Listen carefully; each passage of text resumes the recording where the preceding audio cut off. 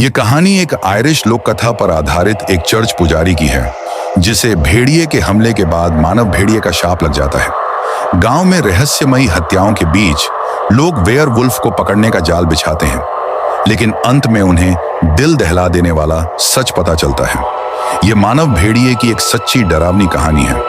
यह कहानी एक मानव भेड़िए के अभिशाप के बारे में है। इस कहानी में एक आदमी के ऊपर एक भेड़िया हमला कर देता है और फिर वो इंसान एक मानव भेड़िया बन जाता है। वह एक आयरलैंड की एक पुरानी लोक कथा है।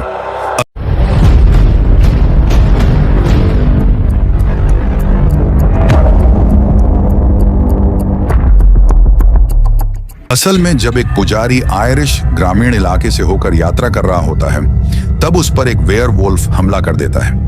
इसी कहानी को आधार बनाकर स्टीफन किंग के द्वारा एक नॉवेल लिखी गई, जिस पर सिल्वर बुलेट नामक एक मूवी का निर्माण हुआ।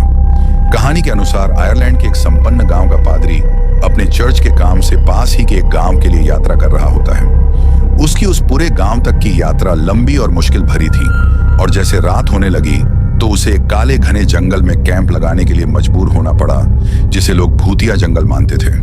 रात के समय उसने अपने टेंट के बाहर पंजे मारने की और खरोंचने की आवाज सुनी। जब वह बाहर देखने गया कि आखिर बात क्या है, तो उस पर एक भेड़िए ने हमला कर दिया। उस भेड़िए ने उसे गंभीर रूप से घायल कर दिया था और कई जगह पर काट भी लिया था। जैसे ही उस पुजारी को लगा कि भेड़िया बस उसे मारने ही वाला था, तभी पुजारी के गले में जो क्रॉस था, उसे देखकर उस भेड़िए ने अचानक हमला बंद कर दिया। वह भेड़िया अपनी जगह पर खड़ा होकर पुजारी की आंखों में देख रहा था। फिर थोड़ी देर बाद वह भेड़िया पुजारी को वहीं मरा हुआ छोड़कर वहां से भाग गया। उस पुजारी के घावों से काफी खून बह रहा था। अगले दिन वह रेंगता हुआ अपने गांव में वापस आ गया। एक स्थानीय डॉक्टर ने उसे देखा और अपने क्लिनिक में ले गया, जहां उसका सही से इलाज हुआ। उसके घाव भी जल्दी ही भर गए और कुछ ही दिनों में वह ठीक होकर अपने काम पर वापस आ गया।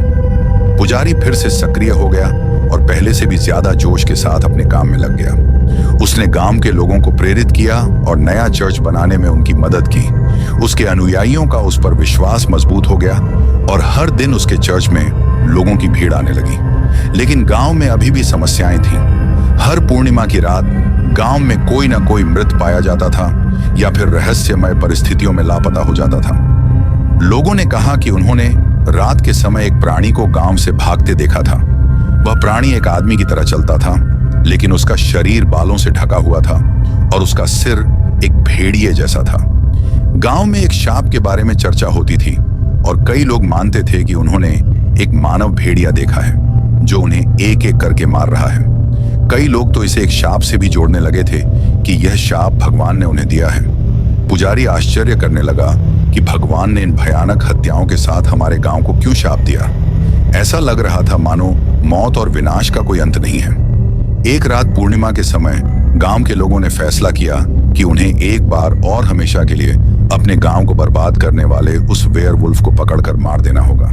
वे गांव की सबसे खूबसूरत लड़की को एक पेड़ से बांधकर जाल बिछाते हैं। उस लड़की का उपयोग वे लोग वेयरवुल्फ को लुभाने के लिए करना चाहते थे।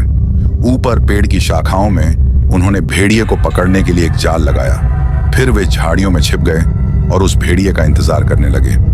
जल्द ही उन्होंने जंगल से एक भयानक गर्राने की आवाज सुनी और अचानक वह भेड़िया दिखाई दिया।